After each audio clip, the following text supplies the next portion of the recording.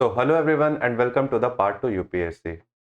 जैसा कि मैंने अपने लास्ट वीडियो में कहा था कि मैं एक ऐसा वीडियो लेके आऊंगा जिसमें हम लोग साथ में पीटी 365 को कवर करेंगे फॉर द इकोनॉमी। तो दिस इज द वीडियो, क्योंकि बहुत सारे एस्पिरेंट्स का मैंने देखा है सिंस अभी लास्ट के 40 से 50 दिन बाकी हैं, तो उन सभी को पीटी 365 कवर करना है।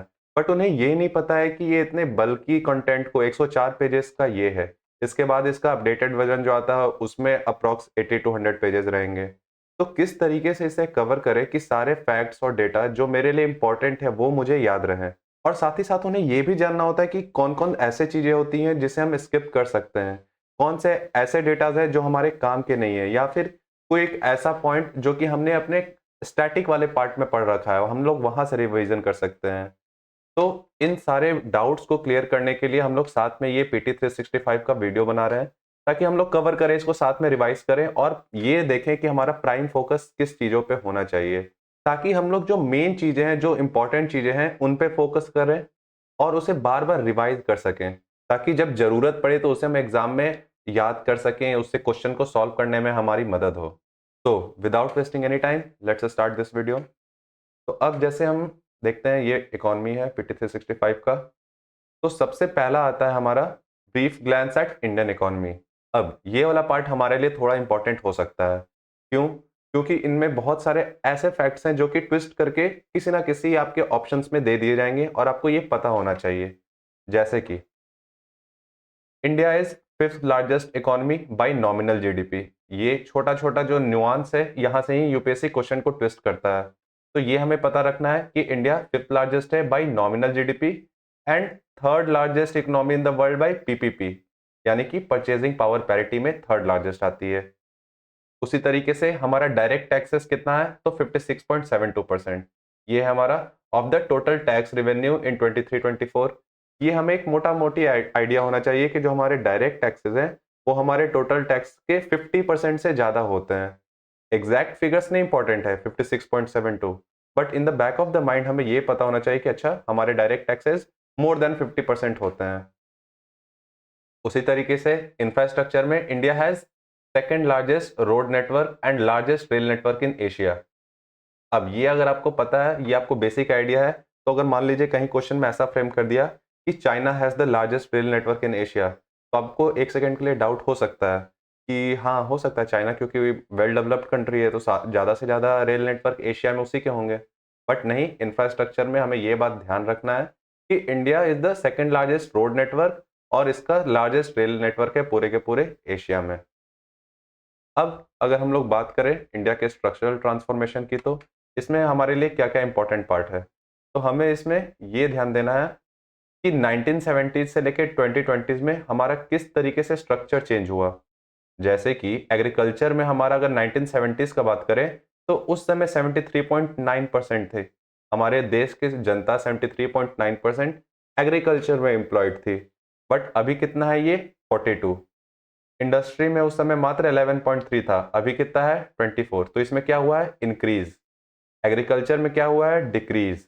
तो ये आपको यूपीएससी प्रीलिम्स में आपको काम आ सकता है जब किसी क्वेश्चन में इस तरीके से फ्रेम किया हो कि क्या 1970 से लेके अगर 2020 में किया जाए तो एग्रीकल्चर में हमारा एम्प्लॉयमेंट शेयर घटा है या बढ़ा है, तो एग्रीकल्चर में हमारा घटा है, इंडस्ट्री में बढ़ा है।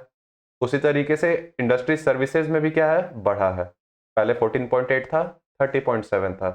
तो हम देख रहे हैं कैसे हम लोग को इससे मैटर नहीं करता कि ये 11.3 है या 30.7 है या 14.8 है। ये एक्चुअल फिगर्स नहीं याद रखने हैं, बट ये कॉन्सेप्ट हमें याद रखना है कि एग्रीकल्चर में घटा है, इंडस्ट्री और सर्विसेज में बढ़ा है। ओके। उसी तरीके से अगर स्ट्रक्चरल चेंज आउटपुट का बात किया जाए, ये तो हो गया एम्प्लॉयमेंट में, अब जितना हमारा आउटपुट निकलता है, तो एग्रीकल्चर क्या हुआ है, पहले ज्यादा था 42 था, 42 से जो शेयर है वो कम होके 15% हो गया है। उसी तरीके से इंडस्ट्री क्या हुआ, इंडस्ट्री में बहुत मिनिमल इंक्रीज है, जैसे पहले 24% हुआ करता था, अभी 25.9% है। बट सबसे ज्यादा किस में है, सर्विसेज में, 34.5 से सीधा 55.3%। तो अभी हमारे इकोनॉमी का सबसे ज्यादा मेजर आउटपुट कहाँ से आता है, सर्विसेज से, जो कि 55.3 है, फिर इंडस्ट्री से जो कि अप्रॉक्स 26 है, फिर एग्रीकल्चर से जो कि अप्रॉक्स 15% है। तो ये हमें एक ब्रॉड कॉन्सेप्ट हमें पता होना चाहिए, हमारा इंडिया का इकोनॉमी का स्ट्रक्चर किस तरीके से है, किस तरीके से ये काम करता है। अब अगर हम लोग बात करें इंडिया के एक्सटर्नल डेट की, तो इसमें आपको ये एग्जैक्ट फिगर्स याद करने का कोई ज़रूरत नहीं है। आप इसमें ये चीज़ देख सकते हैं कि हाँ, इंडिया का जो एक्सटर्नल डेट हुआ है, डेट टू जीडीपी रेशियो है, वो क्या बढ़ा है या घटा है? तो ये डिक्लाइन किया है। पहले 19% था, 19 से घट के अब कितना आ गया है? 18.7। तो आपको ये याद रखना है कि इंडिया का जो external debt to GDP ratio है, कितना हम लोग बाहर से डेट ले रहे हैं, कितना हमारा जीडीपी है, इसका जो रेशियो है वो पहले से क्या हुआ है? डिक्रीज किया है, ये घटा है। पहले 19 था, अब 18.7% हो गया है। उसी तरीके से हमें बस ये पता होना चाहिए, और ये तो एक कॉमन सेंस से भी आप देख सकते हैं कि सबसे ज़्यादा लार्जेस्ट कंपोनेंट कौन सा होगा, तो यूएस डॉलर ही होगा। अगर हम लोग बाहर से उधार लेके आ रहे हैं, डेट लेके आ रहे हैं, तो जाहिर सा बात है कि अगर हम लोग एक्सटर्नल डेट लेके आ रहे हैं, तो कौन सी ऐसी करेंसी है जो सबसे ज़्यादा एक्टिव है, तो वो है यूएस डॉलर। तो ये हमारा यूएस डॉलर ही होगा लार्जेस्ट कंपोनेंट। तो ये तो आपको ऐसे भी ध्यान रखना है। इसमें आपको बस एक चीज़ है इंपॉर्टेंट, ये कि हमारा external debt to GDP ratio क्या हुआ है? डिक्लाइन हुआ है। कहीं आपको स्टेटमेंट में पूछ देगा क्या इंक्रीज किया है, तो नहीं, इंक्रीज नहीं किया है, वो डिक्लाइन हुआ है। तो ये तो हुआ हमारा पहला पेज, जो कि एक मेजर ग्लांस, ब्रीफ ग्लांस हमने पूरे अपने इकोनॉमी पे देखा। और इसमें हमें ये देखना है कि क्या क्या इंपॉर्टेंट है और कितना इंपॉर्टेंट है, किस कहाँ से आपको ये याद करना है कि नहीं 42 था, 15 था, एग्जैक्ट फिगर्स याद करने हैं कि नहीं, या फिर आपको बस एक कॉन्सेप्ट पता होना चाहिए। उसी तरीके से अब आगे बढ़ते हैं।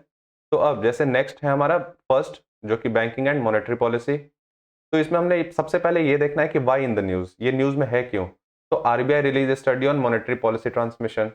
तो ये आरबीआई तो स्टडी निकालते रहती है, ये उतना कुछ खास नहीं है देखने के लिए। फिर है ये monetary policy, it is a set of actions, ये। तो ये हमने ऑलरेडी पढ़ रखा है अपने स्टैटिक वाले पार्ट में। तो इसको यहाँ से क्यों रिवाइज करना, जब हम लोग स्टैटिक में रिवाइज कर सकते हैं कि इसका स्टैट्यूटरी बेसिक क्या है, आरबीआई एक्ट से बना हुआ है, ये क्या होता है, सेट ऑफ एक्शन होता है जो कि हमारी आरबीआई लेती है। ये सारा पार्ट आपका कौन सा है? स्टैटिक वाला है। तो जैसे कि हमारा 4% रहता है with a tolerance of plus minus 2%। तो इसमें अपना टाइम वेस्ट नहीं करना है, इसमें आपको बस एक ग्लांस में देखना है कि अच्छा अच्छा ये सारा तो देखा हुआ है, ये हमारा स्टैटिक वाला पार्ट। उसी तरीके से नेक्स्ट भी क्वांटिटेटिव और क्वालिटेटिव, ये हमने पूरा अच्छे से पढ़ रखा है हमारे स्टैटिक वाले पार्ट में। तो आपको देखना है कि अच्छा ये भी स्टैटिक पार्ट है, कोई ऐसा काम का नहीं है। फिर हमारे नीचे आते हुए तो types of monetary policy, expansionist और कॉन्ट्रैक्शनरी, ये भी हमारा स्टैटिक वाला पार्ट है। इसमें भी हमको उतना टाइम वेस्ट नहीं करना है, क्यों? क्योंकि हमने ये स्टैटिक में अच्छे से पढ़ रखा है। तो आप देख सकते हैं कि इतना जल्दी हमने ये 8 पेजेस कवर कर लिए। क्यों? क्योंकि हमें पता है किस पे फोकस करना है, किस पे नहीं करना है। अब जैसे कि फिर ये है कि मॉनेटरी पॉलिसी कमेटी क्या होती है, तो ये भी आपका स्टैटिक वाला ही पार्ट है। ये आपने स्टैटिक में आपने रिवाइज किया होगा। इससे आगे बढ़ते हैं। अब आते हैं हमारे कुछ करंट अफेयर्स वाले पार्ट पे, जैसे कि VRR, what is variable repo rate. तो the RBI injected rupees 25,000 crore via variable rate repo to to address liquidity deficit in the banking system. तो आरबीआई ने क्यों इंजेक्ट किया है? ताकि लिक्विडिटी डिफिसिट जो हो रही है हमारी बैंकिंग सिस्टम में, उसको ठीक किया जा सके। तो अब यहाँ पे हमें ध्यान देना है कैसे, यहाँ पे हम लोग को ये 25,000 करोड़ कोई मायने नहीं रखता है, ये नंबर हमारे लिए उतना कोई इंपॉर्टेंट नहीं है। बट हमें ये मायने रखता है कि ये जो वेरिएबल रेट रेपो है वो क्या है, और इसके थ्रू आरबीआई करना क्या चाहती है। ये लिक्विडिटी डिफिसिट को बैंकिंग सिस्टम में वापस से इंजेक्ट करना चाहती है, पैसे डाल रही है, मतलब लिक्विडिटी डालेगी बैंकिंग सिस्टम में आरबीआई। तो हमें ये देखना है। अब ये वीआरआर क्या होता है? तो VRR is a market determined rate. It is generally lower than the repo rate. ये एक मार्केट डिटरमाइंड रेट होता है, जैसा कि नाम से ही है, वेरिएबल रेट रेपो, और ये रेपो रेट से कम होता है, lower than the repo rate, and applies to loans with duration exceeding 1 days, usually up to 14 days। और इसका जो ड्यूरेशन होता है वो कहाँ से होता है? एक दिन से ज़्यादा और अप टू 14 days। तो ये हमारा याद करने वाला बात है, और इसे हम लोग क्या करेंगे? हाईलाइट कर देंगे, ताकि जब हम लोग रिवाइज करें तो हमें पता हो नेक्स्ट टाइम कि अच्छा बस ये हम लोग को ध्यान देना है, बाकी सब उतना उस पर नजर ही नहीं देना है। फिर है हमारा when the RBI wants to infuse liquidity but banks are reluctant to borrow at the repo rate due to lower market interest rate, it allows banks to borrow at the variable rate. ये भी उतना कुछ खास नहीं है। Repo rate is the rate at which, ये भी हमने स्टैटिक में पढ़ा हुआ है, it is a tool to inject short term liquidity into banking system. ये तो हमने जान ही लिया कि अगर 1 day से 14 days है तो ये शॉर्ट टर्म के लिए है। Similarly variable reverse repo is conducted to absorb the excess liquidity. ये आपका सिंपली उसका रिवर्स है। जिस तरीके से रेपो रेट का रिवर्स रेपो रेट होता है, उसी तरीके से वीआरआर का वीआरआर रिवर्स होता है कि जब लिक्विडिटी को इंजेक्ट करना है तो आरबीआई वीआरआर से करेगी, जब लिक्विडिटीज को लेना है वापस मार्केट से तो उस टाइम क्या करेगी, रिवर्स करेगी to absorb the excess liquidity. तो हमने देखा ये वीआरआर वाले पार्ट में सिर्फ हम लोग को इतना ही ध्यान देना है, इतना ध्यान का चीज है हमारा। फिर आगे बढ़ते हैं, नेक्स्ट है हमारा revised priority sector lending norms. अब आप में से जिन्होंने भी मेरा कंप्लीट इकोनॉमी वाला सीरीज देखा होगा जिसमें हमने मैक्रो इकोनॉमी के स्टैटिक पढ़े हैं, उसमें हमने देखा था कि प्रायोरिटी सेक्टर लेंडिंग क्या होता है, पीएसएल क्या होता है, कि हर एक बैंक को अपने कुछ लोन्स को देना होता है कुछ प्रायोरिटी सेक्टर्स में, जैसे कि एजुकेशन में, आपको एग्रीकल्चर में, आपको रूरल फाइनेंस में। इस तरीके से बहुत सारे ऐसे प्रायोरिटी सेक्टर बनाए हुए हैं जहाँ पे आपको लोन्स प्रोवाइड करने होते हैं। तो इसमें क्या है न्यूज़, तो recently the RBI revised, RBI ने इस पीएसएल नॉर्म्स को रिवाइज किया है। ठीक है, तो ये इंपॉर्टेंट बनता है। क्यों किया है, to promote a small loan in economically disadvantage districts, कि जितने भी इकोनॉमिकली डिसएडवांटेज डिस्ट्रिक्ट हैं उसमें स्मॉल लोन को प्रायोरिटाइज किया जाए, प्रमोट किया जाए। और ये वैसे डिस्ट्रिक्ट होंगे with low average loan size, जहाँ पे कि एवरेज लोन जो लोग लेते हैं वो बहुत ही कम है।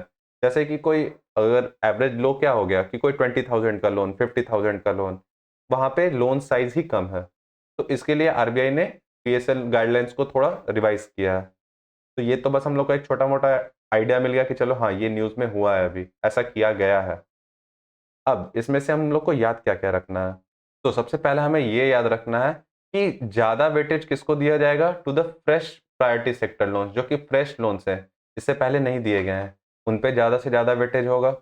जहाँ पे लोन अवेलेबिलिटी इज लो, जहाँ पे लोगों को लोन कम अवेलेबल है, उनको आसानी से लोन नहीं मिल पाते, उनको जमींदार के पास, ठेकेदार के पास, इन लोगों के पास जाना पड़ता है लोन्स लेने के लिए।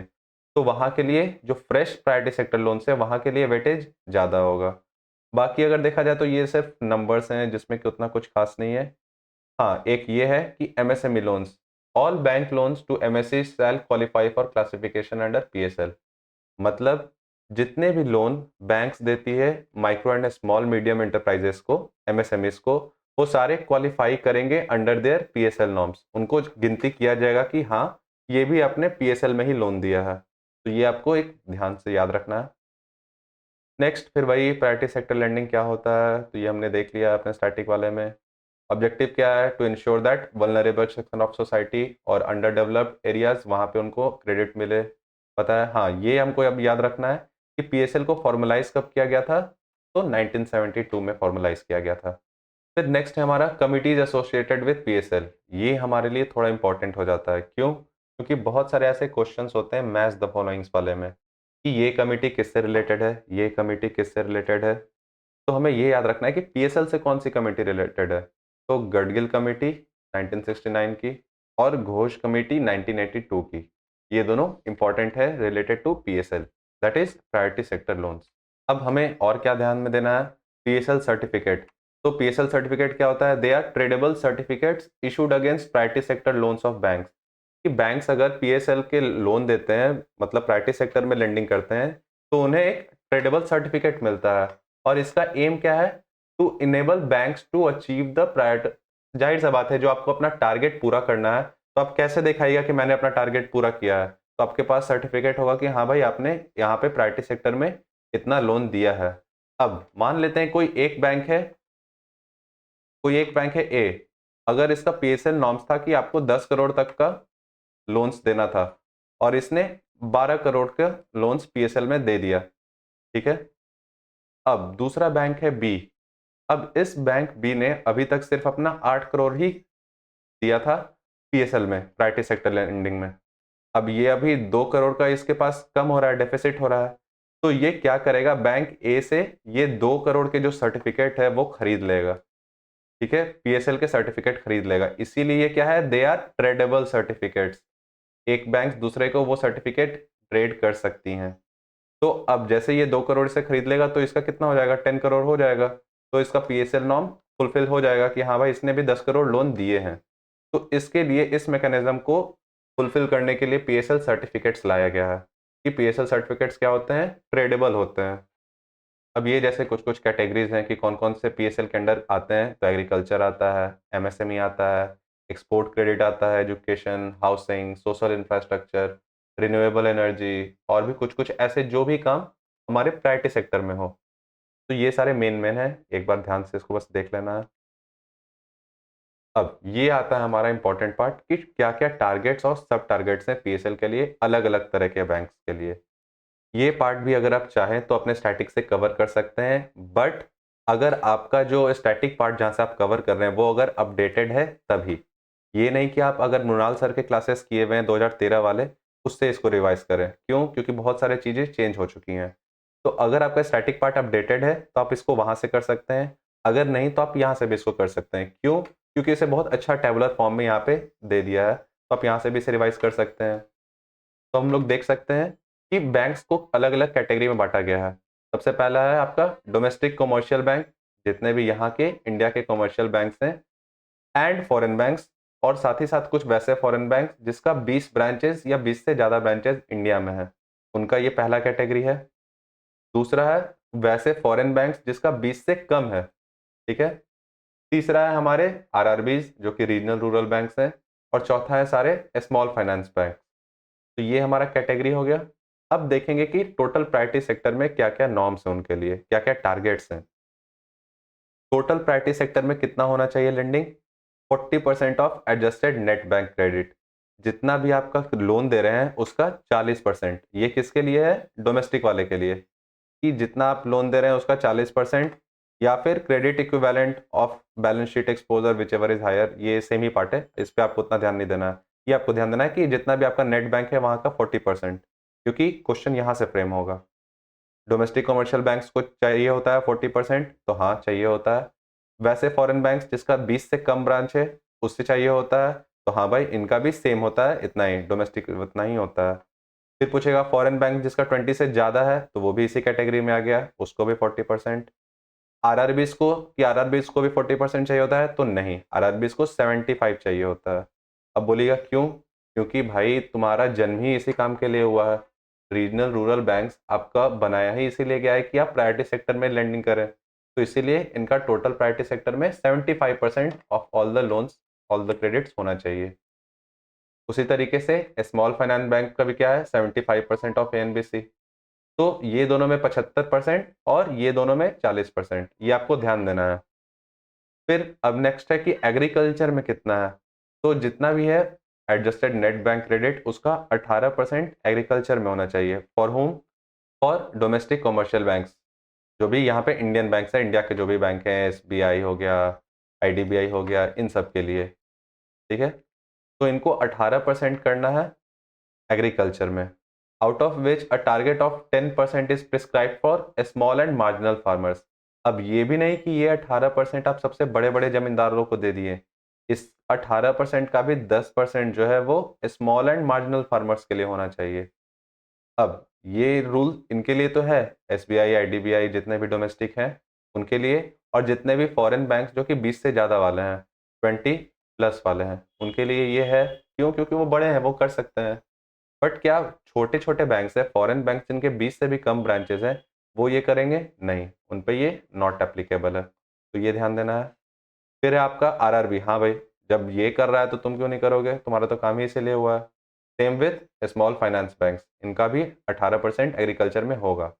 बट वैसे फॉरेन बैंक्स जो 20 से कम हैं, उनके लिए ये एप्लीकेबल नहीं होगा। ओके? नेक्स्ट है हमारा माइक्रो एंटरप्राइजेस। अब ये सारे स्मॉल बिजनेस ओनर्स हो गए, छोटे-मोटे जो एंटरप्राइजेस चलाते हैं। तो इसके लिए क्या है, डोमेस्टिक वाले को 7.5% ऑफ एएनबीसी इतना आपको लोन देना पड़ेगा। सेम यहाँ भी फॉरेन बैंक्स जिनके 20 से कम है इनको नहीं देना है, कि भाई इतना भी हम नहीं करेंगे। हम खुद अभी छोटे बैंक हैं, दूसरे का क्या मदद करेंगे। बट आरआरबी में भाई ये आपको बनाया ही गया है तो आपको करना होगा। उसी तरीके से स्मॉल फाइनेंस बैंक को भी करना होगा, ये फॉलो करना है।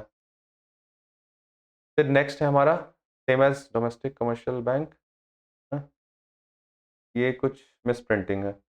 ये कहीं, ये कुछ ऐसा एराटा है, ये अगला बार आ जाएगा इसमें, इकॉनमी वाला में। इसे आप स्किप कर दीजिए। तो ये हमने देखा कि क्या क्या टारगेट्स हैं और किन किन के लिए ये टारगेट्स है। तो ये हमें ध्यान में रखना है।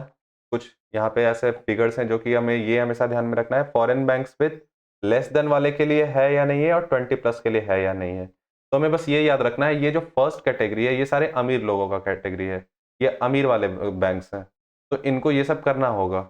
ये जो बैंक है जिनके 20 से कम है ये गरीब वाले हैं, तो जो पहले से गरीब है वो क्या दूसरे का मदद करेगा, तो इनके लिए इसलिए कुछ कुछ छूट रहता है कि तुम इतना रहने दो, तुमसे ना हो पाएगा। बट आरआरबी और स्मॉल फाइनेंस बैंक, आरआरबी का तो जन्म ही हुआ है कि आप रूरल एरियाज के डेवलपमेंट के लिए, वहां पे फाइनेंशियल इंक्लूजन के लिए, तो इनके लिए वो सारे चीज होंगे जो ये अमीर वाले बैंक्स के लिए होंगे। तो इस तरीके से आपको थोड़ा ऐसा ट्रिक बना लेना है ताकि याद हो जाए, आपको ध्यान रहे एग्जाम के टाइम पे।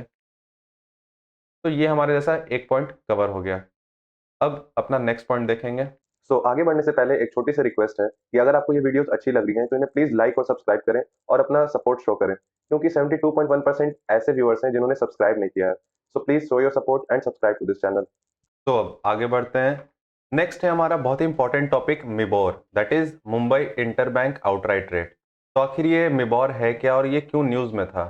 तो recently the RBI recommended changes in the methodology for computing MIBOR and propose transitioning to a new secured money market benchmark for popular product derivatives।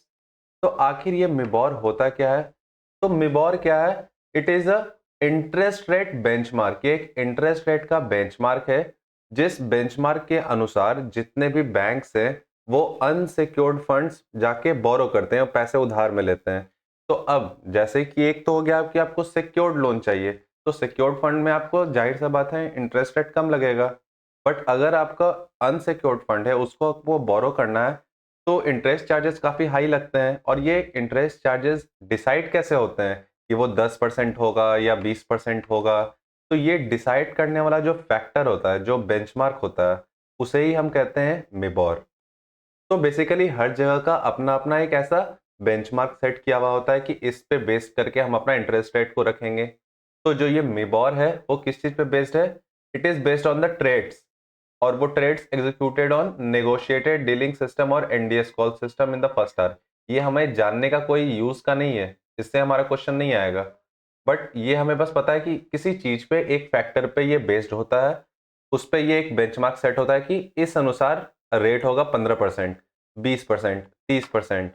और ये करता कौन है? ये हमारे लिए थोड़ा इंपॉर्टेंट है, FBIL, computed and published by financial benchmark India private limited, FBIL।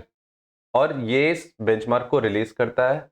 अब हम लोग देखते हैं कि आखिर न्यूज में क्या था। तो न्यूज में ये था कि आरबीआई ने कुछ चेंजेस रिकमेंड किए हैं कि आपके मेथोडोलॉजी में कुछ चेंजेस होगा जिसका इस्तेमाल आप मिबोर को कंप्यूट करने के लिए करते हैं। और आरबीआई का मानना है कि एक नए दूसरे तरीके के बेंचमार्क की तरह मूव करना चाहिए सारे बैंकों को।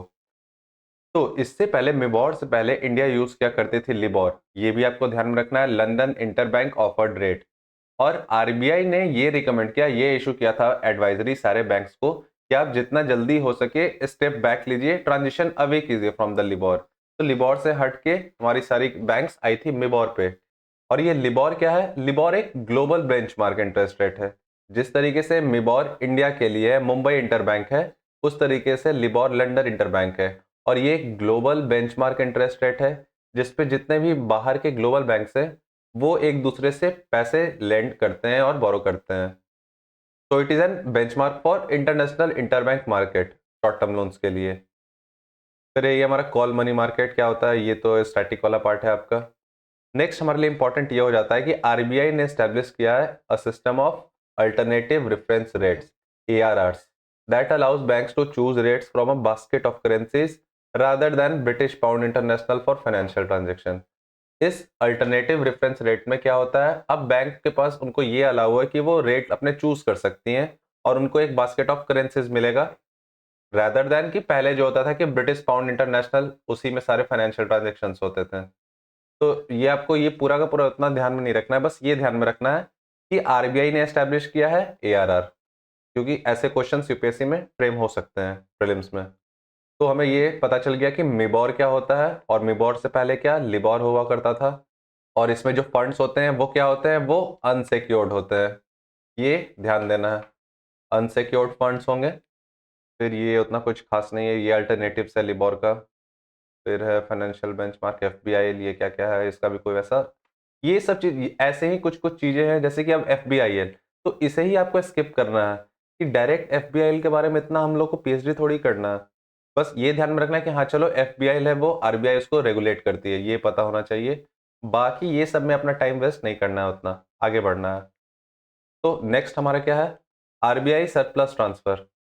RBI approved highest ever surplus transfer, अभी तक का हाईएस्ट सरप्लस ट्रांसफर किए, तो ये तो इंपॉर्टेंट हो जाता है, of rupees 2.11 lakh crore. Numbers उतना इंपॉर्टेंट नहीं है to government for financial year 2024, which is more than double the previous years. ये बहुत ही इंपॉर्टेंट है। क्यों? क्योंकि ऐसे ही कुछ स्टेटमेंट होते हैं जो आपको दिमाग में ये लगेंगे कि डबल थोड़ी हो गया होगा यार, ये नहीं होगा। अगर मान लीजिए ऐसे स्टेटमेंट के तौर पे आपको ऐसा फ्रेम करके देगा कि आरबीआई का जो सरप्लस ट्रांसफर है वो डबल है प्रीवियस ईयर से, तो अब सबसे पहले आपके दिमाग में वही आएगा कि अगर ये मान लीजिए थर्ड स्टेटमेंट में है, तो थर्ड स्टेटमेंट को हटा दो, एलिमिनेट करो, इतना एक्सट्रीम सेंटेंस तो नहीं होगा, डबल थोड़ी हो जाएगा। बट नहीं, ये हुआ है, तो ये आपको ध्यान में रखना है, ये इंपॉर्टेंट बन जाता है इस लिहाजे से कि जो सरप्लस ट्रांसफर है वो डबल हुई है प्रीवियस ईयर से। तो अब हम लोग देखेंगे कि आखिर आरबीआई सरप्लस होता क्या है। तो surplus implies excess of income over expenditure, जितना एक्सपेंडिचर हुआ है उससे एक्सेस में इनकम हुआ है। तो आरबीआई का total expenditure is only about 1/7 of its total net interest income. तो ये एक बहुत इंपॉर्टेंट पॉइंट हो जाता है हमें जानने के लिए कि आरबीआई का जो टोटल एक्सपेंडिचर है वो सिर्फ 1/7 है अपना जितना भी वो उसका इनकम है। मतलब उसको इनकम ज्यादा आ रहा है rather देन एक्सपेंडिचर। एक्सपेंडिचर उसका कम हो रहा है, खर्चा कम हो रहा है और इनकम ज्यादा हो रहा है, तभी तो वो सरप्लस अपना सरकार को वापस दे रही है। तो इसका मतलब आरबीआई फायदे में है। तो इसका आप हमेशा इस तरीके से याद रखिएगा कि आरबीआई के पास हमेशा पैसा ही पैसा है, फायदे में है। तो अब इसे हम एक नज़र इस पे भी देख लेंगे कि आरबीआई का आखिर इनकम होता कहाँ से है और उसका एक्सपेंडिचर कहाँ पे होता है, कहाँ खर्च करती है। तो इनकम कहाँ से आता है, तो interest on holding of rupee securities, जितने भी सिक्योरिटी होल्ड करती है उस पर इंटरेस्ट मिलता है। जितने भी आपके लिक्विडिटी एडजस्ट फैसिलिटी और एमएसएफ, इस पे जो उसको इंटरेस्ट मिलता है। जितने भी लोन्स और एडवांसेस वो सेंट्रल गवर्नमेंट और स्टेट गवर्नमेंट को देती है, उससे उसको पैसा अर्न होता है। साथ ही साथ कुछ फॉरेन सोर्सेज से भी उससे पैसा अर्न होता है। तो ये तो है हमारा इनकम वाला साइड। अब है एक्सपेंडिचर वाला साइड कि आखिर पैसा खर्चा कहाँ होता है उसका। तो major chunk of its expenditure in making risk provisions, जितने भी अपने सिटीजन्स को बचाने के लिए, कस्टमर्स को, बैंक के कस्टमर्स को बचाने के लिए बहुत सारे ऐसे रिस्क प्रोविजंस आरबीआई करती है, उसके लिए जो पैसा होता है वो उसके एक्सपेंडिचर पार्ट में जाता है। जैसे कि कंटिजेंसी फंड में, एसेट डेवलपमेंट फंड में, तो जो रिस्क को मेंटेन करने के लिए होता है। फिर कुछ ऐसे अनफोर्सिंग कंटिजेंसीज होते हैं, जैसे कि सिक्योरिटी वैल्यूज के अगर पैसे कम हो गए, डिप्रिशिएट कर गए, मॉनेटरी रेट पॉलिसी से अगर कुछ घाटा हुआ है, रिस्क हुआ है वहां पे, तो इन सब में आरबीआई का खर्चा होगा। फिर आपका एडीएफ में, एडीएफ क्या होता है, provisions made toward investment in subsidiaries and associated institution. तो provision made toward investment in subsidiaries and associated institutions and to meet internal capital expenditure. कुछ ऐसे प्रोविजंस बनाए गए हैं जिसमें कि वो इन्वेस्टमेंट करती है कुछ कुछ छोटे छोटे ऐसे सब्सिडियरीज में, वहां पे उसका खर्चा होता है। नोट्स को प्रिंट करने में खर्चा होता है। एजेंसी चार्जेस लगते हैं, एम्प्लॉय जितने भी आरबीआई के एम्प्लॉय हैं उनको कुछ ना कुछ उनको सैलरी देना होता है, तो उसमें लगता है। तो ये सारे है एक्सपेंडिचर वाला पार्ट और ये है इनकम वाला पार्ट। ये बस आपको एक बार में देख लेना है, इसमें उतना कुछ ऐसा खास नहीं है, ये आपको स्टेटमेंट से वैसे भी पता चल जाएगा। फिर ये आपका provisions regarding RBI transfer surplus, तो इसमें कुछ ऐसा इंपॉर्टेंट नहीं, बस हाँ एक चीज़ ये इंपॉर्टेंट है कि मालेगाम कमेटी 2013 इसको फॉलो करती है फॉर द सरप्लस ट्रांसफर। उसी तरीके से अब एक ये थोड़ा इंपॉर्टेंट हो जाता है कि बिमल जलान कमेटी ने क्या बोला है कि ये जो सरप्लस ट्रांसफर है किस किस चीज़ पे डिपेंड करता है। तो बस ये आपको ये ध्यान में रखना है कि रियलाइज्ड इक्विटी और सीजीआरए, इकोनॉमिक कैपिटल, इन दोनों पे डिपेंड करता है। ठीक है, और ये सीजीआरए में होता क्या क्या है, currency and gold revaluation account, जितना भी कैपिटल है, रिजर्व है, अनरियलाइज्ड गेन और लॉसेस है, ये तो आपको बस ये टर्म्स बस ऐसे याद करके रखना है कि रियलाइज्ड इक्विटी और इकोनॉमिक कैपिटल इस पे डिपेंड करता है हमारा। इसमें इतना डीप में कितना परसेंटेज होना चाहिए ये सब पे उतना आपको दिमाग नहीं लगाना है। तो ये भी हमारा ये टॉपिक कंप्लीट हुआ। तो अब हमारा नेक्स्ट क्या है, ways and means advances scheme. तो recently RBI has increase the ways and means advance limit of states to 60। ये वेज एंड मीन्स एडवांस की जो लिमिट है इसको बढ़ा दिया गया है। तो इसमें बस ये ध्यान में रखना है कि लिमिट को क्या किया है, बढ़ाया है। एग्जैक्ट नंबर्स इंपॉर्टेंट नहीं है। वेज एंड मीन्स एडवांस होता क्या है, तो आरबीआई जो पैसे देती है, ये आप ये वाला पार्ट आपने बहुत अच्छे तरीके से स्टैटिक में पढ़ रखा है कि वेज एंड मीन्स एडवांस होता क्या है। फिर है कि ये फैसिलिटी वेज एंड मीन्स ये अवेलेबल होती है यूनियन गवर्नमेंट को भी, तो हाँ भाई ये अवेलेबल होती है, इट इज़ ऑल्सो अवेलेबल। ठीक है। फिर normal W M A, special W M A, now जिसको क्या एस डी एफ बोला जाता है, ये उतना इंपॉर्टेंट नहीं है। ये इंपॉर्टेंट नहीं, ये सारा आपका स्टैटिक वाला पार्ट है, इसको आप स्किप कर सकते हैं। फिर उसी तरीके से ये एस टी एफ और ओवरड्राफ्ट। तो आपने देखा कि इसमें आपको पूरा का पूरा ये स्टैटिक वाला ही पार्ट है। कुछ न्यूज़ में करंट अफेयर्स में वैसा नहीं था। हाँ, पहले 47,000 करोड़ था, उससे बढ़ा के 60,000 कर दिया गया है। तो बस एक ये है कि इंक्रीज हुआ है, बस आपको ये जानना है इस पूरे पॉइंट में कि जो डब्ल्यू एम ए का लिमिट है वो पिछले साल से इंक्रीज है। बस इतना ही याद करना है आपको, ये प्लस हुआ है। क्योंकि बाकी सारा पार्ट तो वेज एंड मीन्स होता है क्या, ये सब तो आपने पढ़ ही रखा है अपने स्टैटिक पोर्शन में। तो इसमें इतना ही पढ़ के आगे बढ़ेंगे। अब नेक्स्ट है हमारा अदर की डेवलपमेंट्स जो आरबीआई से रिलेटेड हुए हैं। तो सबसे पहला है credit deposit ratio, CD ratio जिसको बोला जाता है। तो RBI raised concerns over banks high CD ratio and asked them to reduce it. कि आरबीआई ने रेज किया ये कंसर्न कि बैंक के जो सीडी रेशियो है वो बहुत हाई हो चुके हैं और उन्हें कम करना चाहिए। तो अब जाहिर सा बात है, एक नॉर्मल सा क्वेश्चन आता है कि आखिर सीडी रेशियो होता क्या है। तो it is a financial metric, ये एक तरीके का फाइनेंशियल आपका मेट्रिक है। और ये रिप्रेजेंट क्या करता है, percentage of loans a bank has issued relative to its total deposit. मतलब कि कितना परसेंटेज लोन एक बैंक ने इशू किया है उसके जितने डिपॉजिट है उसके हिसाब से। कि मान लेते हैं कि एक बैंक का अगर पूरा का पूरा डिपॉजिट है 10 करोड़ का, और उसमें से वो 5 करोड़ जो है वो लोन में घुमा दिया है, 10 करोड़ उसके पास डिपॉजिट है और 5 करोड़ मतलब 50%।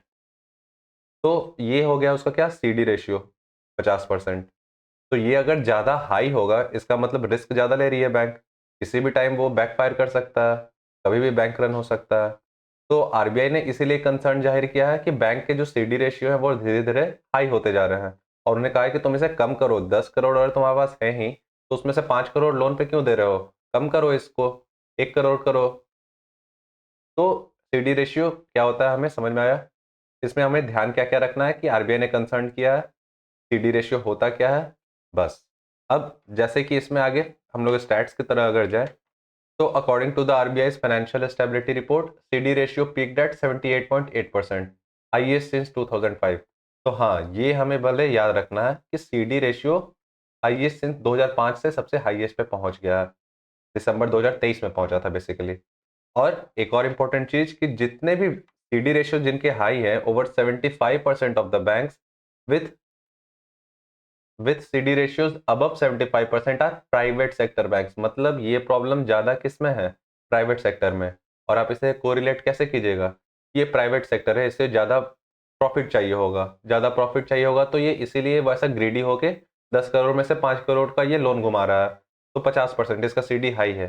तो ये ध्यान में रखना है कि जितने भी 75% से अबव है वो क्या है, प्राइवेट सेक्टर बैंक्स हैं। फिर ये आपका की रीजन, ये तो सेम सबको पता है, इम्पैक्ट क्या होगा ये भी पता है, ये सारा ऐसा ये सब चीज ही है जिसको आपको स्किप करना है ताकि आप आगे बढ़ सकते हैं। अब नेक्स्ट है हमारा फाइनेंशियल इंक्लूजन इंडेक्स। अब इसके लिए ये होगा कि कौन इसे अनाउंस करता है, तो ये हमें ध्यान रखना है, आरबीआई अनाउंस करता है। RBI has announce that the financial inclusion index, that is FI index, has risen to 64.2 in March 2024। और पिछले साल ये कितना था, 60.1। तो इसके लिए आपको उतना कुछ खास याद नहीं करना पड़ेगा, क्योंकि जाहिर सा बात है फाइनेंशियल इंक्लूजन हर एक साल ज़्यादा हो रहा है, तो पिछले साल से भी ज़्यादा हो रहा होगा। Numbers not important. अब है फाइनेंशियल इंक्लूजन में होता क्या क्या है। तो इसमें डिटेल्स होते हैं बैंकिंग के, इन्वेस्टमेंट के, इंश्योरेंस, ताकि पता चले कि जितने भी हमारे सिटीजन हैं किस तरीके से वो फाइनेंशियली इंक्लूड हो रहे हैं इकोनॉमी में, उनके बैंक अकाउंट्स खुल रहे हैं या नहीं, उनकी आपकी इंश्योरेंस हो रखी है या नहीं, ये सारी चीज़ें मिला के बनाते हैं हमारा फाइनेंशियल इंक्लूजन इंडेक्स। फिर इसमें और कुछ इंपॉर्टेंट, हाँ एक ये कि ये एनुअली होता है, जुलाई में निकलता है। ये थोड़ा सा ध्यान में रखना है।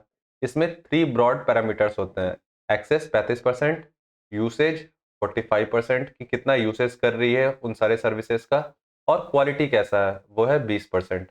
सबसे ज़्यादा किस पे है? यूसेज पे है, कि लोग यूज़ कर भी रहे हैं या नहीं। तो ये है हमारा फाइनेंशियल इंक्लूजन इंडेक्स, इसमें बस ये कुछ कुछ इंपॉर्टेंट पॉइंट्स हैं। नेक्स्ट है हमारा reserve bank integrated ombudsman scheme. तो अब ये थोड़ा इंपॉर्टेंट हो जाता है, और ये ऐसा इंपॉर्टेंट क्यों हो रहा है? क्योंकि आरबीआई ने रिलीज किया है, और ये पहली बार रिलीज किया, it is first stand alone report. और ये रिपोर्ट किस चीज पे है? जो हमारी ओम्बड्समैन स्कीम आई थी 2022-23 में, उस पे। तो इसे हम थोड़ा डिटेल में देखेंगे। तो सबसे पहले हम लोग ये देखेंगे कि reserve bank integrated ombudsman scheme 2021 में ये थी क्या। तो it was launched in 2021 as part of the alternate grievance redressal framework, कि अगर आपको जो भी कंप्लेंट्स है बैंकिंग सेक्टर में, जो भी आपके ग्रीवांस है, उसको किस तरीके से आरबीआई फुलफिल करेगी, उसको एड्रेस कैसे करेगी, उसके लिए एक स्कीम लाया गया था, that is integrated ombudsman scheme for resolving customer grievances in relation to services. जितने भी आरबीआई के रेगुलेटेड एंटिटीज हैं, चाहे वो बैंक्स हो गए या एनबीएफसीज हो गए, वो किस तरीके से कस्टमर को डील कर रहे हैं, और कस्टमर के पास अगर कुछ वैसा कंप्लेंट है, कुछ ग्रीवांस है, उसको हैंडल करने के लिए ये स्कीम लाया गया था, इंटीग्रेटेड ओम्बड्समैन स्कीम। ठीक है, फॉर्मेशन वगैरह ये उतना कुछ ऐसा खास याद करने लायक नहीं है। अब कवरेज हमारा, हाँ ये थोड़ा सा देखना है कि कवरेज कहाँ कहाँ है भाई, किस किस को कवर करता है ये स्कीम। तो ऑल कमर्शियल बैंक्स, जितने भी आरआरबीज हैं, जितने भी scheduled primary urban cooperative banks हैं, इवन जो non scheduled primary urban cooperative banks हैं उनको भी, जिनका कि डिपॉजिट साइज 50 करोड़ और उसके अबव है। फिर आता है हमारा जितने भी एनबीएफसीज हैं, जितने भी पेमेंट सिस्टम पार्टिसिपेंट्स हैं, तो बेसिकली ये सबको कवर करता है। ठीक है, अब अपॉइंटमेंट ऑफ ओम्बड्समैन, किस तरीके से किसको अपॉइंट किया जाता है? तो आरबीआई में अपॉइंट वन और मोर, एक या एक से ज्यादा ओम्बड्समैन। तो अब ये भी आपको ऐसे पॉइंट्स में फ्रेम किया जा सकता है कि RBI can appoint only one ombudsman, तो नहीं, आरबीआई में अपॉइंट वन और more of its officer as ombudsman and deputy ombudsman. और इनका टेन्योर क्या होगा? नॉट एक्सीडिंग 3 years, 3 साल से कम, 3 साल से बढ़ना नहीं चाहिए। Handling of complaints is handled by 24 offices of the RBI. ये उतना कुछ खास इंपॉर्टेंट नहीं है। तो बेसिकली आपका इंपॉर्टेंट क्या है इसमें, कि ओम्बड्समैन स्कीम होता क्या है, ये आपको पता होना चाहिए बस, कि ग्रीवांस रिड्रेसल के लिए होता है, कवरेज इसका कंप्लीट कवरेज होता है, इसका जो ओम्बड्समैन का अपॉइंटमेंट होगा वो आरबीआई करती है, और आरबीआई एक या एक से ज़्यादा कभी कर सकती है, इसका जो टेन्योर होगा वो 3 साल से एक्सीड नहीं करेगा। तो बस इतना इसमें आपको जानना है, इससे ज़्यादा नहीं। तो अब जो हमारा नेक्स्ट टॉपिक है ओमनिबस, ये कुछ ऐसा इंपॉर्टेंट नहीं है, इसको आप स्किप कर सकते हैं। नेक्स्ट अब हम लोग आगे बढ़ेंगे, यूनिवर्सल बैंक्स, ये थोड़ा इंपॉर्टेंट है। अब आरबीआई ने क्या किया है? RBI sets eligibility criteria for small finance banks to transit into universal banking under on tap licensing. तो इसका मतलब है कि आरबीआई ने कुछ एलिजिबिलिटी क्राइटेरिया सेट किया है for all the small finance banks, और उन क्राइटेरिया को अगर वो फुलफिल करते हैं तो वो यूनिवर्सल बैंकिंग में ट्रांजिट कर सकते हैं। और ये जो मेथड होगा इसे बोलते हैं ऑन टैप लाइसेंसिंग, एक सिंगल प्रोसेस के थ्रू वो यूनिवर्सल बैंकिंग में ट्रांजिट कर सकते हैं, और इसके लिए कुछ कुछ एलिजिबिलिटी क्राइटेरिया सेट किया है आरबीआई ने। तो सबसे पहले हम लोग ये देखेंगे कि आखिर ये यूनिवर्सल बैंक्स होते क्या हैं। About universal banks, universal banks are banks that offer a wide range of financial services beyond commercial banking and investment banking, such as insurance। नाम ही है इसका यूनिवर्सल, मतलब ये सारे काम करेगा। तो ये अपने बाकी कमर्शियल बैंकिंग वाले काम तो करेगा ही, उसके अलावा और भी काफ़ी फाइनेंशियल सर्विसेज प्रोवाइड करेगा, जैसे कि इंश्योरेंस हो गया। तो until now SFBs were allowed to primarily undertake basic banking activities। अभी तक इसके पहले जितने भी स्मॉल फाइनेंस बैंक्स थे उनको क्या अलाउड था, कि वो सिर्फ बेसिक बैंकिंग एक्टिविटीज कर सकते हैं, जो कि क्या है, acceptance of deposit and lending to unreserved and under deserve sections, कि डिपॉजिट एक्सेप्ट करे और लेंड करे वैसे सेक्शन में जो कि अनसर्व्ड है, जिनको ज़्यादातर लोन नहीं मिलता है, गरीब हो गए, किसान हो गए, इन सारे लोगों को अनडिजर्व सेक्शंस को लोन देने का मेन पर्पस हुआ करता था स्मॉल फाइनेंस बैंक्स का। तो ये तो हो गया यूनिवर्सल बैंक होता क्या है। मतलब कि जो अपना बियॉन्ड कमर्शियल बैंकिंग के अलावा और भी बहुत सारे काम करे, जैसे कि इंश्योरेंस वगैरह हो गया, इन्वेस्टमेंट बैंकिंग हो गया। अब नेक्स्ट हमारा होता है कि आखिर ये ऑन टैप लाइसेंसिंग क्या होता है। तो on tap licensing it was introduced in 2016 में इसे इंट्रोड्यूस किया गया था। और इससे क्या होता है, it for allowing banks to apply for banking licenses with the RBI throughout the year. इसके थ्रू जितने भी बैंक्स हैं वो सारे आरबीआई से बैंकिंग लाइसेंस ले सकते हैं और ये थ्रू आउट द ईयर कर सकते हैं। तो मेन फोकस क्या है, थ्रू आउट द ईयर। इसका मतलब क्या है कि ये साल भर में कभी भी बैंक चाहे तो आरबीआई से जाके लाइसेंस ले सकते हैं। और इस मेथड को हम लोग बोलते हैं ऑन टैप लाइसेंसिंग। ओके। इससे पहले क्या होता था, आरबीआई इनविटेशन ऑफ एप्लीकेशन देती थी कोई भी ऐसे प्रोस्पेक्टिव प्लेयर जिससे वो लगता है कि ये एक अच्छा बैंक है, इसे लाइसेंस दिया जा सकता है, उसको आरबीआई खुद से देती थी। बट अब क्या हो गया है, ऑन टैप लाइसेंसिंग, मतलब जिस बैंक को चाहिए वो कभी भी जाके आरबीआई के पास अप्लाई कर दो। तो फिर अब ये है कि ये जितने भी स्मॉल फाइनेंस बैंक हैं इनके लिए क्या क्या एलिजिबिलिटी सेट किया है। तो ये हमारा उतना कुछ काम का नहीं है कि नेटवर्थ कितना होना चाहिए, minimum 1,000 crore, status must be scheduled bank with a satisfactory track record of performance for minimum of 5 years, मतलब पिछले 5 साल में उसका अच्छा काम हुआ हुआ रहना चाहिए। फिर फाइनेंशियल हेल्थ, तो ये सब को आप स्किप कर सकते हैं। बेसिकली आपको एक ब्रॉड आइडिया हो गया कि अच्छा आरबीआई ने कुछ क्राइटेरिया सेट किया है जितने भी स्मॉल फाइनेंस बैंक हैं उनको यूनिवर्सल बैंक में करने के लिए। फिर है हमारा ये अबाउट स्मॉल फाइनेंस बैंक्स कि ये आखिर स्मॉल फाइनेंस बैंक्स होते क्या हैं। तो ये एक बार देख लेना है। तो इसको अनाउंस किया गया था सबसे पहले 2014-15 के बजट में फॉर फाइनेंशियल इंक्लूजन। ये आप देख सकते हैं। ध्यान में एक चीज और ध्यान में देना है कि ये कंपनीज एक्ट के तहत इसको एस्टेब्लिश किया जाता है। It is registered as a public limited company under companies act, banking regulation act के तहत नहीं। तो ये आपको ध्यान देना है कि स्मॉल फाइनेंस बैंक्स जो होते हैं वो कंपनीज एक्ट के तहत रजिस्टर किए जाते हैं। इनका लाइसेंस मिलता है बैंकिंग रेगुलेशन एक्ट 1949 से। तो इसमें हमेशा लोग कंफ्यूज कर जाते हैं कि अगर आपको जैसे दिया हुआ रहेगा कि all the small finance banks are registered under, तो कंपनीज एक्ट रहेगा ऑप्शन में, बैंकिंग रेगुलेशन रहेगा, तो आपको लगेगा बैंक है बैंकिंग रेगुलेशन। नहीं, इसे रजिस्टर किया जाता है कंपनी एक्ट के तहत और जितना भी इसका लाइसेंसिंग प्रोवाइड किया जाता है वो बैंकिंग रेगुलेशन एक्ट के आधार पे ही उसे लाइसेंस मिलता है।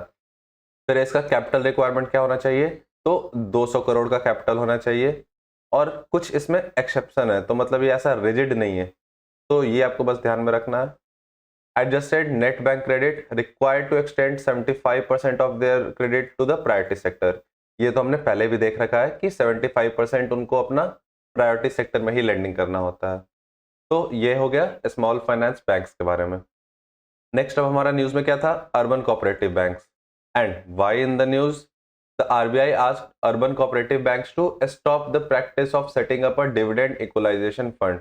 कि आरबीआई ने जितने भी यूनियन कोऑपरेटिव बैंक्स हैं उन्हें ये रोकने के लिए बोला है कि अपना जो डिविडेंड इक्वलाइजेशन फंड है इसको जो आप सेट करते हो इसको हटाओ, ये प्रैक्टिस को खत्म करो। तो हम लोग अब देखेंगे आगे कि आखिर ये होता क्या है, डिविडेंड इक्वलाइजेशन फंड, डीईएफ, और इसे क्यों बोल रही है आरबीआई कि इसके प्रैक्टिस को स्टॉप किया जाए। तो DEF are set up by UCBs through appropriation of profits to pay dividends in future years। तो इसको सेट करती है जितने भी ये कोऑपरेटिव बैंक्स होती है वो, और ये किस लिए सेट करती है, ताकि फ्यूचर ईयर्स में वो अब डिविडेंड पे कर सके व्हेन प्रॉफिट्स आर इनसिफिशिएंट और where the bank has posted a net loss. कि मान लीजिए अगर किसी ऐसा ईयर है जहां पे बैंक को लॉस हो रहा है, उसके प्रॉफिट सफिशिएंट नहीं है, तो उस फंड से वो सारे डिविडेंड्स को पे कर सके फ्यूचर ईयर में। हाउएवर, लेकिन यहाँ पे अब कैच क्या है, current rules distinctly prohibit making such payments from previously accumulated profit और रिजर्व। कि अभी जो हमारा रूल्स है वो स्ट्रिक्टली ये चीज को मना करता है कि आप पहले से कोई रिजर्व या प्रॉफिट नहीं रख सकते हैं, और ये नहीं हो सकता कि आप उसके थ्रू अपना डिविडेंड दे रहे हैं। तो current rules prohibit making such payments, ये आपको ध्यान रखना है। हाँ, हालांकि आरबीआई ने ये बोला है कि एक वन टाइम मेजर के लिए आप अपने जनरल कैटेगरी में जनरल रिजर्व, फ्री रिजर्व आप बना सकते हो, उसमें आप रख सकते हो। बट एक ऐसा फंड क्रिएट करो आप बाद में डिविडेंड्स पे करने के लिए, तो ये आपको अलाउड नहीं है, ये प्रैक्टिस को आपको रोकना होगा। ठीक है, फिर बाकी वही, अब अर्बन कोऑपरेटिव बैंक्स ये सारे को स्किप करना है। क्यों? क्योंकि ये सारे हमने देखे हुए अपने स्टैटिक वाले पोर्शन में। तो ये सारे कैटेगराइजेशन है, टायर 1, टायर 2, ये सारा हमने देखा है। अब ये सारे चीज़ ही है जो हमें स्किप करने हैं, क्योंकि एक सेम पढ़ा हुआ चीज़ यहाँ से दोबारा क्यों पढ़ें, जो मेरे पास खुद के नोट्स में है। तो आगे बढ़ेंगे। नेक्स्ट है prompt corrective action framework for primary urban. ये कुछ ऐसा कुछ खास न्यूज़ नहीं है। 50 ईयर्स, हाँ ये थोड़ा देख सकते हैं हम लोग। तो नेक्स्ट है हमारा 50 years of Indian micro finance sector. अब इंडिया का जो सबसे पहला माइक्रो फाइनेंस इंस्टीट्यूशन था, ये कौन सा था? सेल्फ एम्प्लॉयड विमेंस एसोसिएशन, सेवा बैंक। और इसे एस्टैब्लिश कब किया गया था? 1974 में। और इसने 50 ईयर्स कंप्लीट कर लिए हैं। तो आपको ये चीज़ हमेशा ध्यान में देना है, सिर्फ इकोनॉमी ही नहीं, हर एक जगह जहाँ भी किसी चीज़ के अगर 50 ईयर्स पूरे हो रहे हैं, 100 ईयर्स पूरे हो रहे हैं, तो उसे एक बार जरूर से जरूर देखना है। क्यों? क्योंकि वहां से क्वेश्चन आने के चांसेस बहुत ज़्यादा हो जाते हैं। तो हम लोग ये देख रहे हैं कि इंडिया का जो सबसे पहला माइक्रो फाइनेंस इंस्टीट्यूशन था, वो कौन था? सेवा बैंक। और वो सेटअप किया गया था 1974 में, और उसके 50 ईयर्स कंप्लीट हो गए हैं। तो सबसे पहला ये सवाल उठता है कि आखिर ये माइक्रो फाइनेंस होता क्या है?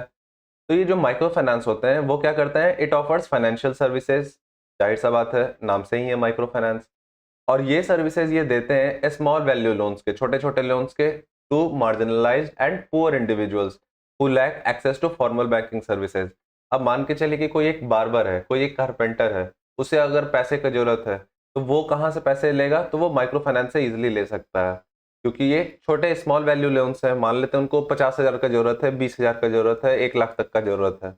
तो वैसे इंस्टीट्यूशन जो इस तरीके के लोन देते हैं उन्हें हम बोलते हैं माइक्रो फाइनेंस। तो बेसिकली इसका डेफिनेशन क्या हो जाएगा कि जितने भी ऑल कोलैटरल फ्री लोन्स, जितने भी कोलैटरल फ्री लोन्स हैं to low income household, जैसे कि जैसा मैंने बताया, ऐसे हाउस होल्ड जिनका annual income up to 3 lakh हो, इन सब को माइक्रो फाइनेंस लोन्स के अंडर कवर किया जाता है। और ये डेफिनेशन किसका है? आरबीआई का दिया हुआ है कि जितने भी कोलैटरल फ्री लोन्स हैं belonging to low income individuals, annual income जिनका अप टू 3 लाख है, उन सारे को ट्रीट किया जाएगा as a micro finance loans. Okay. तो micro finance institution usually charges higher interest rate. ये आपको हमेशा ध्यान में देना है कि माइक्रो फाइनेंस इंस्टीट्यूशन जो होते हैं वो इंटरेस्ट रेट हायर रखते हैं कमर्शियल बैंक से। और ये क्यों रखते हैं? क्यों? क्योंकि हम आपको कोलैटरल फ्री लोन दे रहे हैं, तो इंटरेस्ट रेट ज़्यादा देंगे, इस कारण से। और ये माइक्रो फाइनेंस इस बार और ज़्यादा इंपॉर्टेंट हो जाता है। क्यों? क्योंकि इसका फाउंडेशन किसने रखा था?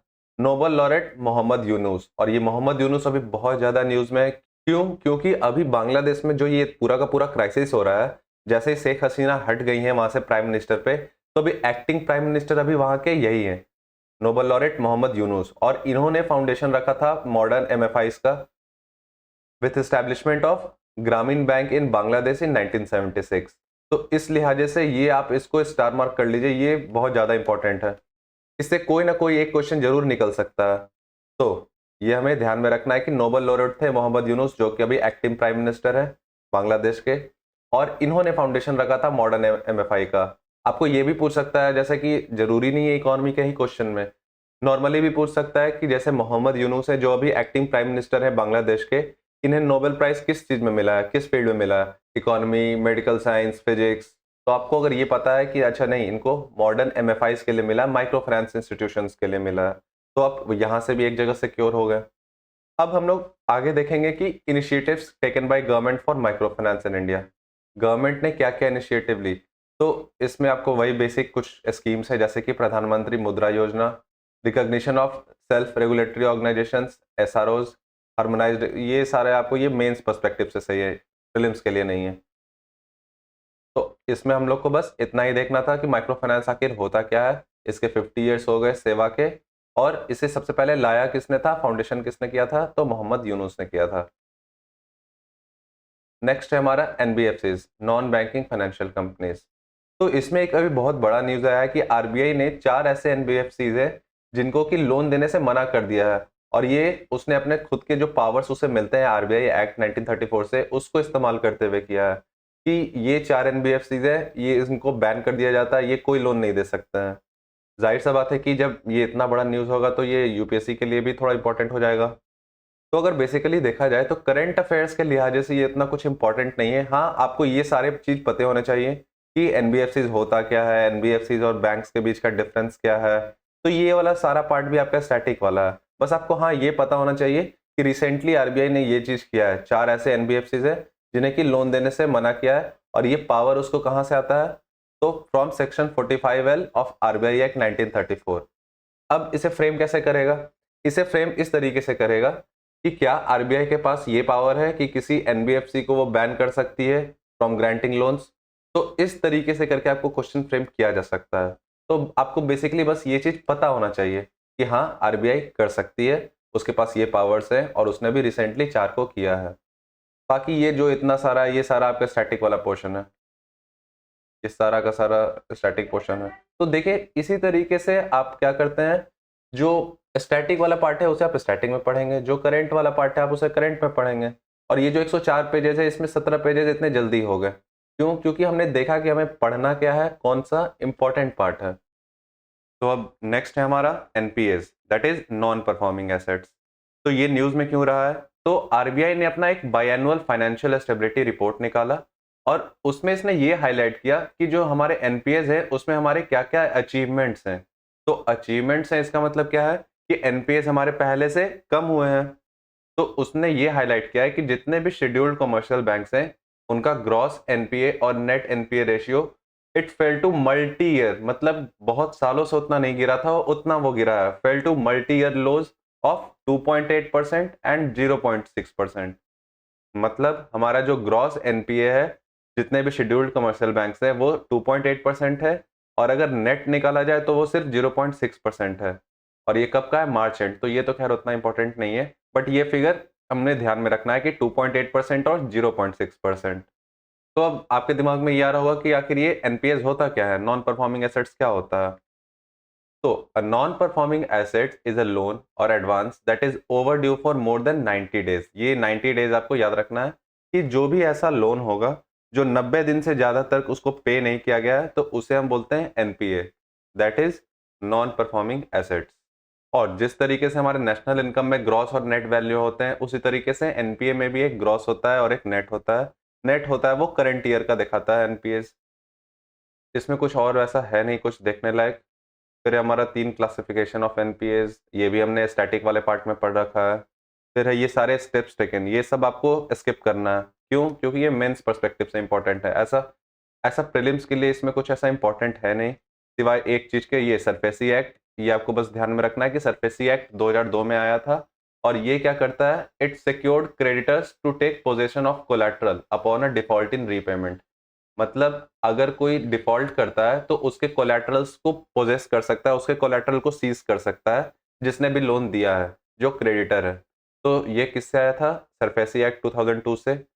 और उसके बाद क्या था हमारा IBC 2016, insolvency and bankruptcy code. तो ये तो हम लोग आगे डिटेल में पढ़ेंगे क्योंकि इससे रिलेटेड भी कुछ न्यूज़ है, तो इसमें से आपको बस यही देखना है। नेक्स्ट हम लोग आगे बढ़ेंगे तो एक को लेंडिंग है, ये भी टर्म थोड़ा न्यूज़ में रहा था, और इससे क्वेश्चन आपको कैसे कंफ्यूज कर सकता है।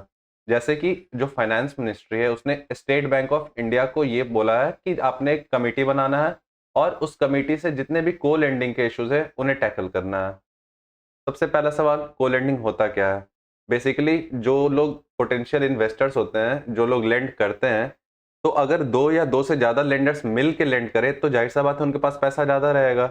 मेरे पास 10 करोड़ है, मेरे दोस्त के पास 20 करोड़ है, हम दोनों मिलके 30 करोड़ का लोन देते हैं, तो इसे ही बोला गया को लेंडिंग, जहां पे multiple lending partners to provide loans to the borrowers.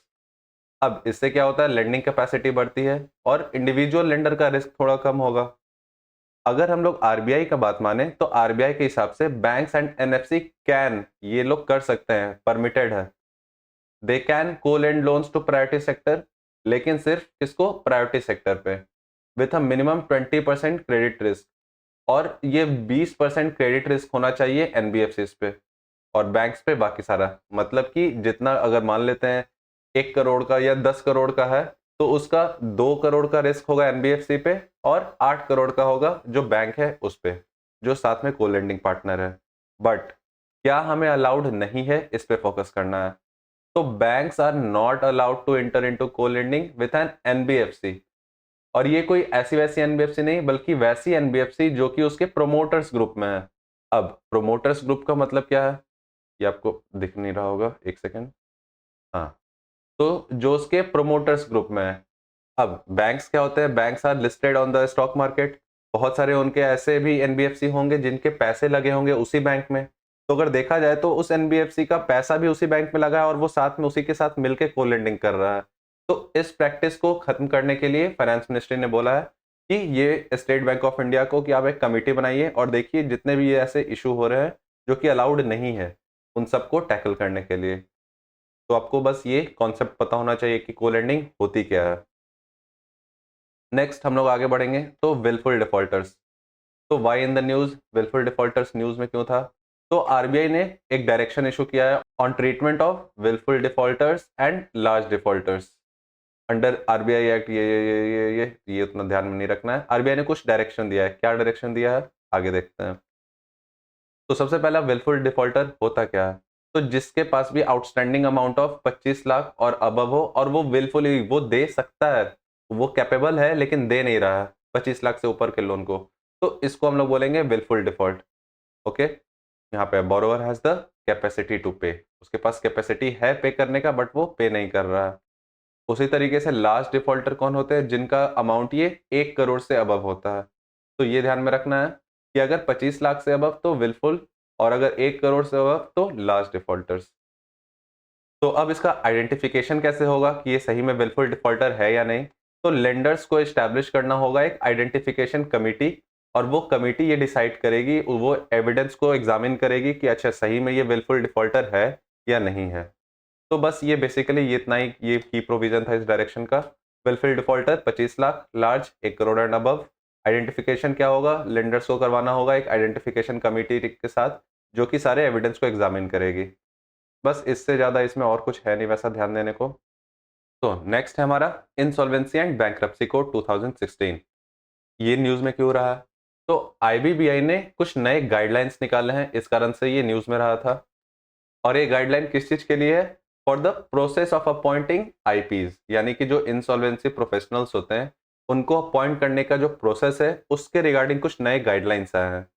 तो सबसे पहले तो हम लोग देखेंगे कि आईबीसी 2016 है क्या। तो इंडिया का ये एक बैंक्रप्सी लॉ है। बैंक्रप्सी क्या होता है? अगर मान लीजिए आपकी कंपनी का दिवाला निकल गया, उसे हम लोग बोलते हैं बैंक्रप्ट होना।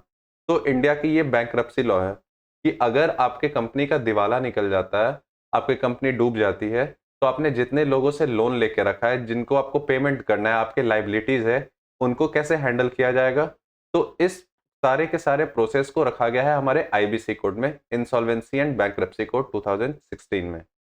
तो ये क्या है? It is India's bankruptcy law that consolidated the existing framework for insolvency and bankruptcy into a single law. पहले क्या होता था? बहुत सारे अलग अलग लॉज थे, इसे एक कंसाइज करके एक सिंगल लॉ में कर दिया गया है। तो सबसे पहला इंसॉल्वेंसी होता क्या है? Insolvency refers to financial state where an individual और entity is unable to pay its debt और their liabilities exceed their assets. मतलब उनका एसेट्स है 10 करोड़ का, उनको पैसे देने हैं 20 करोड़, वो वाला सीन है। Bankruptcy is the legal process that follows insolvency. तो हमेशा पहले इंसॉल्वेंसी होगा, उसके बाद बैंक्रप्सी। ये क्या है? एक बस लीगल प्रोसेस है कि ये इंसॉल्वेंसी के बाद होता है, जहाँ पे कोर्ट या फिर ट्रिब्यूनल ये अब डिसाइड करती है कि उस कैपिटल को किस तरीके से बांटेंगे, कैसे वो डेट को पे ऑफ किया जाएगा। तो ये आईबीसी कोड 2016 लाने का ऑब्जेक्टिव क्या था? To promote a time bound resolution process. बहुत बार पहले क्या होता था, ये प्रोसेस बहुत सालों सालों तक चल जा रहा था। इसे कॉन्साइज करके एक लिमिटेड टाइम वर्क में ये सारे के सारा बैंक्रप्सी का प्रोसेस कंप्लीट हो जाए, इस कारण से इसे लाया गया था। तो इसमें होता क्या है, कैसे ये काम करता है? तो अब हम लोग देखेंगे what are the pillars of IBC code. सबसे पहला इसमें आता है आईपीज, इंसॉल्वेंसी प्रोफेशनल्स। और इस आईपी को अपॉइंट किस लिए किया जाता है? जितने भी इंसॉल्वेंसी से रिलेटेड प्रोसेस हैं, इन सारे को यही कंडक्ट करता है एक insolvency professional. They manage insolvency, liquidation and bankruptcy process. ये सारे का सारा काम ये आईपी करेगा। कॉर्पोरेट इंसॉल्वेंसी रिजोल्यूशन प्रोसेस और विड्रॉल ऑफ सीआईआरपी और liquidation process is largely executive. मतलब जो भी आपका ये लीगल मैटर है उन सबको हैंडल कौन करेगा? The IP, insolvency professionals. फिर आता है हमारा इंफॉर्मेशन यूटिलिटीज, आईयूज। इनका काम क्या है? They collect, authenticate and disseminate financial information of companies to facilitate the insolvency resolution process. जितना भी उस कंपनी से रिलेटेड आपका फाइनेंशियल इंफॉर्मेशन है उसको कलेक्ट करना, उसको ऑथेंटिकेट करना कि हाँ ये सही है या नहीं, और इन सारे चीज़ों का एक जगह इकट्ठा करना, ये काम है हमारा आईयू का, दैट इज इंफॉर्मेशन यूटिलिटीज। फिर नेक्स्ट है हमारा एजुकेटिंग अथॉरिटी। आखिर ये इसमें जजमेंट करता कौन है? तो जजमेंट करने के लिए दो हैं, एक है हमारा NCLT that is national company law tribunal, और इनका काम होता है उन जितने भी हमारे कॉरपोरेट से रिलेटेड आपके केसेस होते हैं, जितने भी एंटिटीज से इंस्टीट्यूशन से रिलेटेड जो आपके इंसॉल्वेंसी के प्रोसेस हैं, उसे देखता है, उसे एडजुडिकेट करता है NCLT, national company law tribunal. मतलब ये एक तरीके से आप कह सकते हैं ये जज हो गया उसका, एनसीएलटी आपका इंसॉल्वेंसी का जज हो गया, और ये किसके लिए? For CIRP and liquidation of corporate person. उसी तरीके से जो अगर इंडिविजुअल के लिए है, बहुत सारे ऐसे लोग होते हैं जो खुद के लिए पर्सनल लोन भी लेते हैं, उसके लिए क्या होता है हमारा डेट रिकवरी ट्रिब्यूनल, डीआरटी, और इंडिविजुअल और पार्टनरशिप इंसॉल्वेंसी एंड बैंक्रप्सी। तो अगर दोनों का हम लोग ये डेज देखें, तो आईबीसी ने मैंडेट किया है कि सीआरपी को विद इन 180 डेज में और इन मैक्सिमम ऑफ 330 डेज में अपना पूरा का पूरा इंसॉल्वेंसी का प्रोसेस कंप्लीट कर लेना है 180 दिन के अंदर। उसी तरीके से डीआरटी में भी क्या है, timeline to debt recovery cases 180 days, 180 दिन के भीतर आपको पूरा का पूरा डेट को रिकवर करना है कैसे भी करके। और वो कैसे भी करके क्या होता है, आपके एसेट्स को बेसिकली बेचा जाता है, आपके जो जमीन है, मशीनरीज है, इन सारे को लिक्विडेट करके जो पैसा आएगा उससे आपका डेट पे ऑफ होगा। तो ये तो हो गई हमारी एडजुडिकेटिंग अथॉरिटी, मतलब ये आपकी जजमेंट करेगी, ये आपको बताएगी, ये आपको सारे के सारे ऑर्डर्स निकालेगी। अब इस ऑर्डर्स पे आप चाहे तो आप अपील भी कर सकते हैं, तो अपील के लिए अपीलाट ट्रिब्यूनल भी है, और ये दोनों के आगे बस नाम के आगे आप एटी लगा दीजिएगा, अपीलाट ट्रिब्यूनल। तो अपीलाट ट्रिब्यूनल में पहला है NCLT, for hearing appeals against the orders passed by NCLT and IBBI. आप यहाँ पे जाके अपील कर सकते हैं। अगर आप अपील आपको यहाँ भी सेटिस्फाइड आंसर नहीं मिल रहा है, तो can be further appealed in supreme court. ठीक है, ये आपको ध्यान देना है, ये आपको ऑप्शन में कभी ऐसा डाल सकता है कि क्या एनसीएलटी के डिसीजन को आप सुप्रीम कोर्ट पे अपील कर सकते हैं, तो यस यू कैन। उसी तरीके से जो हमारा डेट रिकवरी है, they are filed before the debt recovery appellate tribunal, और इसको भी हम लोग अपील कर सकते हैं सुप्रीम कोर्ट में विद इन 45 डेज। ये 45 डेज का लिमिट है बस। तो कुछ और इंपॉर्टेंट चीज क्या है इंसॉल्वेंसी एंड बैंकरप्ट बोर्ड के लिए? तो it is a statutory body under insolvency and bankruptcy code 2016। इस लॉ के तहत इसे बनाया गया था, इस बोर्ड को। ये क्या है? स्टैट्यूटरी बॉडी है। कौन से मिनिस्ट्री के अंदर है? Ministry of corporate affairs. Functions हमने देख लिया। गवर्निंग बोर्ड कुछ ऐसा इंपॉर्टेंट है नहीं, और ये सब कुछ ऐसा उतना इंपॉर्टेंट नहीं, इसे आप स्किप कर सकते हैं। नेक्स्ट है हमारा एसेट रिकंस्ट्रक्शन कंपनीज। ये भी कुछ ऐसा खास न्यूज़ नहीं है करंट अफेयर्स के रिगार्डिंग, तो इसे भी आप स्किप कर सकते हैं। नेक्स्ट है हमारा हाउस होल्ड सेविंग्स रेट। तो एक बार ये बस देख लेते हैं, ये भी खैर वैसे उतना इंपॉर्टेंट है नहीं, बट सिंस थोड़ा मोड़ा न्यूज़ में था तो आपको देखना होगा कि आरबीआई डिप्टी गवर्नर ने ये कहा है कि जितने भी हमारे हाउस होल्ड सेविंग्स है, मतलब जो पैसे हम लोग घर में अपने सेव करके रखते हैं, ये टॉप नेट लेंडर्स हैं हमारे इकोनॉमी के। तो हाउस होल्ड सेविंग्स क्या हो गए? They are categorise into financial saving, जैसे कि करेंसी हो गया, कुछ कैश में है, कुछ डिपॉजिट है, कुछ लाइफ इंश्योरेंस फंड्स में है, एक्सेट्रा। फिर हमारा फिजिकल सेविंग्स, मतलब जितने भी हमारे गोल्ड और सिल्वर में है। फिर है हमारा जो फैक्टर्स इन्फ्लुएंस करते हैं हमारे हाउस होल्ड सेविंग रेट्स को। तो ये तो बहुत नॉर्मल कैजुअल सा चीज़ है कि हमारा इनकम लेवल है, जो इंटरेस्ट रेट है उस पर डिपेंड करेगा। अगर महंगाई बढ़ रही है तो हमारा हाउस होल्ड सेविंग रेट कम होगा। इकोनॉमिक स्टेबिलिटी, ये सारे आपके स्टैटिक वाले पार्ट हैं। और ये आपको ऐसे जनरल भी आपको पता होगा कि किसी भी हाउस होल्ड का सेविंग रेट किस किस चीज़ पे अगर डिटरमाइन होगा। तो अगर ऐसा कुछ क्वेश्चन आएगा तो आप इसे डायरेक्ट कॉमन सेंस से भी आप कर सकते हैं। फिर हमारा ये यहाँ पे हमारा बैंकिंग वाला पार्ट खत्म हो गया। तो सिंस ये वीडियो ऑलरेडी बहुत ज़्यादा बड़ा हो गया है, तो इस वीडियो को यहीं पे ख़त्म करते हैं। नेक्स्ट वीडियो में हम लोग देखेंगे फाइनेंस एंड टैक्सेशन से रिलेटेड वो सारे इंपॉर्टेंट चीज़ जो कि हमारे यूपीएससी प्रीलिम्स के लिए इंपॉर्टेंट है। तो तब तक के लिए बने रहे हमारे चैनल पार्ट 2 यूपीएससी पे। All the best everyone and have a good life. For more such videos subscribe to part 2 UPSC. यहाँ आपको मिलता है यूपीएससी से रिलेटेड सारे कंप्लीट कोर्सेज और करंट अफेयर्स। साथ ही साथ हमारा टेलीग्राम ग्रुप भी ज्वाइन कर लें ताकि आपको सारे पीडीएफ मिलते रहें और आप हर एक नए वीडियो से अपडेटेड रहें।